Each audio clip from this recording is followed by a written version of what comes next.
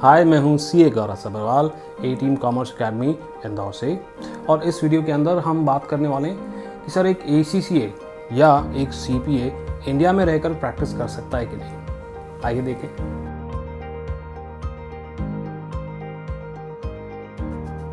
Welcome to another episode of ACCA live. अगर आप नए हैं तो मैं आपको बता दूं कि इस सेगमेंट के अंदर हम लगातार एसीसीए से रिलेटेड न्यूज़ एंड अपडेट्स के बारे में बात करते हैं और साथ ही साथ में एसीसीए से रिलेटेड लेक्चर्स भी अपलोड होते हैं। और अगर ऐसी वीडियोस को आप मिस नहीं करना चाहते तो प्लीज़ कंसिडर सब्सक्राइबिंग। आप मुझे इंस्टाग्राम पर भी फॉलो कर सकते हैं क्योंकि वहाँ पर अक्सर मैं लाइव आकर आप लोगों के सवालों के जवाब लाइव देता हूँ। हम असल मुद्दे पे आएँ उससे पहले एक बात तो क्लियर कर लेते हैं कि हाँ सर, कुछ ऐसी सर्विसेज हैं जो एक देश के लोकल चार्टर्ड अकाउंटेंट के लिए रिजर्व्ड होती हैं और वो सर्विसेज के अंदर एसीसीए और सीपीए काम नहीं कर सकता। जैसे कि स्टैट्यूटरी ऑडिट, जिसके अंदर आप किसी कंपनी के फाइनेंशियल स्टेटमेंट्स के ऊपर साइन करते हैं। ये सिर्फ इंडिया का सीए कर सकता है, इंडिया की कंपनीज के लिए। या फिर बैंक ऑडिट हो गया। बट ऑब्वियसली हमारी वीडियो का फोकस ये नहीं है कि एसीसीए और सीपीए क्या नहीं कर सकता है। हमारा फोकस तो ये है कि एसीसीए और सीपीए क्या कर सकता है। ऑब्वियसली ये सर्विसेज जो मैंने आपको बताई और इसके अलावा कुछ और सर्विसेज भी ऐसी हैं जो एक इंडियन चार्टर्ड अकाउंटेंट्स के लिए रिजर्व्ड है।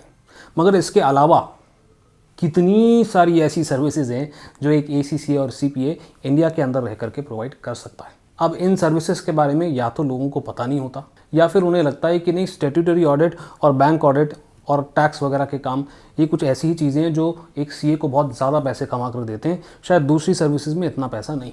फेयर इनफ, बट थोड़ा सा एक बेस बनाते हैं हमारे डिस्कशन को आगे बढ़ाने के लिए। भाई आप सर्विस कोई भी प्रोवाइड करते हैं, कोई भी सर्विस प्रोवाइड करते हैं तो एक सर्विस की डिमांड कैसे बनती है। भाई आपको किसी चीज़ के अंदर नॉलेज है जो सामने वाले को नहीं है, मगर उसे उस नॉलेज की ज़रूरत है तो वो आपकी सर्विसेज हायर करेगा।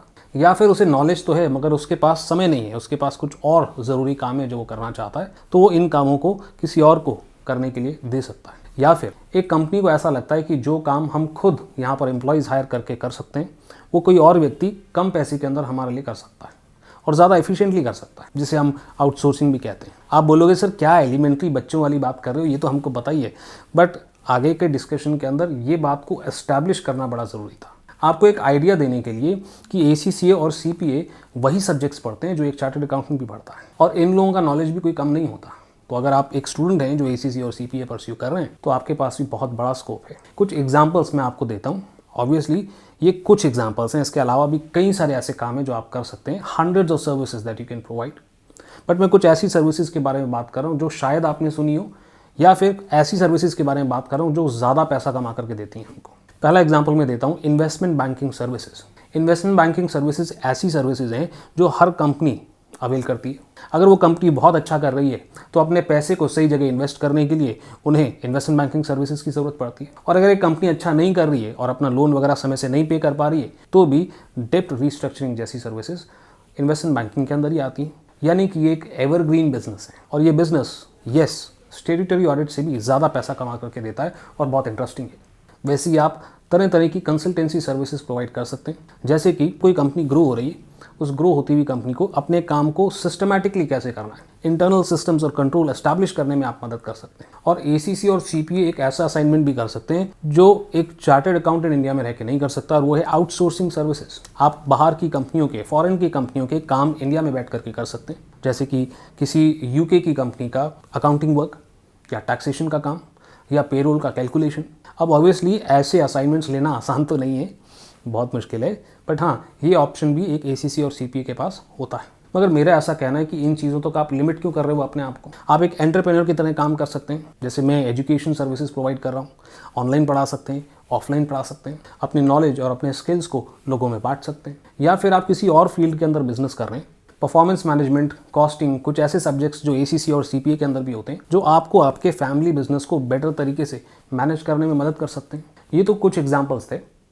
अब जो मैं डिस्कशन करने जा रहा हूँ आपके दिमाग की नसें खोल देंगे, तो बड़े ध्यान से इस डिस्कशन को सुनना। सबसे पहली बात तो है, लोगों की एक्सपेक्टेशन कुछ अलग ही होती है। कई सारे मिसकंसेप्शंस होते हैं कि सर डिग्री मिल गई बस उसके बाद तो नोट छापने का काम है, अब और कुछ हमको करने की ज़रूरत नहीं है, जबकि ऐसा नहीं होता। कैसे लोगों को कन्विंस करें कि आप अपनी कंपनी का ऑडिट हमसे करवाएं, कि आप कंसल्टेंसी सर्विसेज के लिए हमारे पास आएँ। अगर ये नेटवर्किंग स्किल्स आपके पास नहीं है तो सीए बनने के बाद भी मैंने कई सारे लोगों को देखा है जो अच्छा प्रैक्टिस नहीं कर पाते। मगर वहीं पे आप सीए हो या आप सीएस हो या आप सीएमए हो या आप एसीसी हो या आप सीपीए हो, अगर नेटवर्किंग स्किल्स सॉलिड हैं तो चलो कुछ सर्विसेज जो एक लोकल अकाउंटेंट के लिए फिक्स थी वो आप नहीं ले पाए, मगर उसके अलावा तो कितनी सारी सर्विसेज ऐसी हैं जो बिजनेस आप अपने पास ला सकते हो और उसके अंदर एक कंसल्टेंसी और प्रैक्टिस डेवलप कर सकते हो। कौन रोक रहा है आपको? तो डिग्री तो डेफिनेटली मैटर करती है, मैं ऐसा नहीं कह रहा डिग्री मैटर नहीं करती, बट नेटवर्किंग स्किल्स ज़्यादा मैटर करते हैं और ये बात कोई भी किताब पढ़ने से आपको नहीं पता चलेगी। दूसरी बात, कई सारे लोग सोसाइटी की एक्सपेक्टेशन में दब जाते हैं। अब मैं एक चार्टर्ड अकाउंटेंट हूँ तो मेरे पिताजी मुझसे एक्सपेक्ट करते हैं टैक्स के बारे में गौरव को कुछ ना कुछ तो नॉलेज होगी, और जब भी उन्हें कुछ टैक्स की एडवाइस लेनी होती है वो मेरे पास आ जाते हैं, जबकि टैक्स में मुझे कोई इंटरेस्ट नहीं है।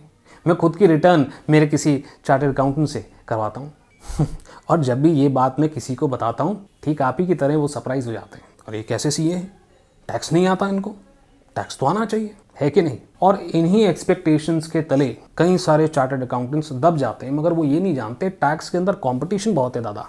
सीए भी टैक्स रिटर्न फाइल कर सकता है, सीएस भी कर सकता है, लॉयर भी कर सकता है, सीएमए भी कर सकता है, यहाँ तक कि थोड़ी सी पढ़ाई करके बीकॉम भी रिटर्न भर सकता है। तो यहाँ पर मेरा ये सजेशन है, आप लोग जो अभी सीए पढ़ रहे हैं या सीएस पढ़ रहे हैं या एसीसी सीपीए परस्यू कर रहे हैं, आप देखें आपका इंटरेस्ट कहाँ है और वहाँ पर कंसल्टेंसी सर्विसेज प्रोवाइड करने की कोशिश करें, रादर देन लोगों की आपसे एक्सपेक्टेशन क्या है। भाई मेरा इंटरेस्ट टैक्स में नहीं था, मेरा इंटरेस्ट स्टैट्यूटरी ऑडिट में नहीं था, मैं कंपनियों को ग्रो कैसे करना ये सिखाना चाहता था, मैं नए नए बिजनेसेस को स्टार्टअप कंसल्टेंसी प्रोवाइड करता था कि कैसे आप स्मूथली अपने बिजनेस की शुरुआत कर सकते हैं, या फिर मैं इन्वेस्टमेंट बैंकिंग सर्विसेज प्रोवाइड करना चाहता था और वही मैंने किया। अब मैं यूट्यूबर भी तो हूँ, वीडियो शूटिंग का मैंने कोर्स किया कि कैसे अच्छे तरह से बिना किसी की मदद के मैं वीडियो शूट कर सकता हूँ। मैंने ये भी सीखा कि वीडियो की एडिटिंग कैसे करनी है। मैंने कोर्सेज किए कि कैसे मैं अपने वीडियोस का एसईओ कर सकता हूँ ताकि मेरी वीडियोस रैंक करें। यहाँ तक कि हर वीडियो के ऊपर जो थंबनेल का डिज़ाइन आपको दिखता है वो भी मैं खुद बनाता हूँ। अब सीए में तो यूट्यूबर बनने के लिए कोई ट्रेनिंग नहीं थी, यस, बट मैंने सीखा। अगर नहीं सीखता तो ये चैनल आपको नहीं दिख रहा होता। And that brings me to my next point which is कि ठीक है सर मैंने एसीसीए कर लिया, सीपीए कर लिया, क्या उसके बाद आपकी ज़िंदगी रुक गई क्या? भाई जैसे एसीसीए ज़्यादातर बच्चे 21 या 20 की एज तक कंप्लीट कर पाते हैं अगर वो सही समय से शुरू कर दें तो। क्या इतनी सी एज है हमारी? क्या जिस फील्ड के अंदर इंटरेस्ट है वहाँ ग्रो करने के लिए हम फर्दर एजुकेशन नहीं कर सकते? ऑब्वियसली कर सकते हैं। मैं कहना ये चाह रहा हूँ कि आप सीखते रहें। एसीसी और सीपीए कर दिया आपने तो इसके बाद आप सीखना क्यों रोक देते हैं? ऐसा क्यों सोचने कि भाई इसके बाद हमारी लाइफ ही नहीं है? एक्चुअली में ज़्यादातर स्टूडेंट्स बहुत ही शॉर्ट टर्म थिंकिंग के साथ चलते हैं और मैं उनको ब्लेम भी नहीं करता क्योंकि उन्हें कोई ऐसा मिलता नहीं गाइड करने वाला जो उन्हें एक लॉन्ग टर्म व्यू के बारे में एक्सप्लेन कर सके, बता सके। मुझे भी नहीं मिला था, मगर अब तो आपको पता चल गया। तो finally the answer is that yes you can practise as a ACCA and CPA in India. मैं उम्मीद करता हूँ कि इस वीडियो से आपको कुछ मदद, कुछ मोटिवेशन मिली होगी। सिर्फ उन्हीं स्टूडेंट्स को मैं मोटिवेशन नहीं प्रोवाइड कर रहा था जो एसीसी और सीपीए, मैं उन्हें भी जो चार्टर्ड अकाउंटेंसी या कंपनी सेक्रेटरी या सीए में कोई इंडियन कोर्स भी आप कर रहे हो तो सीखना बंद ना करें, लगातार अपने आप को ग्रो करते चले जाएं, नए नए स्किल्स सीखें। और इसी तरह की वीडियोस अगर आप लगातार देखना चाहते हैं तो सब्सक्राइब कर लें चैनल पे। इस वीडियो के अंदर इतना ही। आपके सीए गौरव सर आपको दैट्स राइट नेक्स्ट वीडियो में मिलेंगे।